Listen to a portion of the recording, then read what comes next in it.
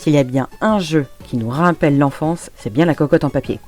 Bon, il y a les billes aussi, mais franchement, pour en faire un icebreaker, c'était un petit peu plus complexe.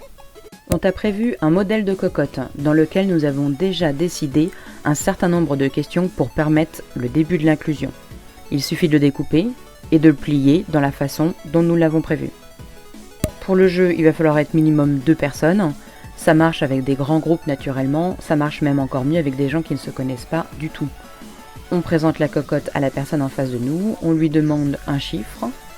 La personne vous répond 2 par exemple, et bien vous animez la cocotte 2 fois avec vos doigts.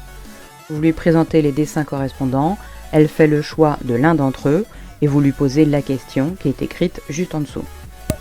La cocotte a plusieurs vertus. La première, c'est que si vous êtes pendant un repas de famille, elle peut vous éviter le fameux sujet de discussion autour de la politique qui devient une conversation très houleuse. La deuxième, si c'est un temps d'inclusion au sein d'un séminaire, elle a une grande vertu pour permettre le dialogue, d'entamer la conversation, et s'il y a une réelle écoute vis-à-vis de la réponse, on gagne en empathie vis-à-vis de la personne en face de nous, et également, on crée de l'interconnaissance.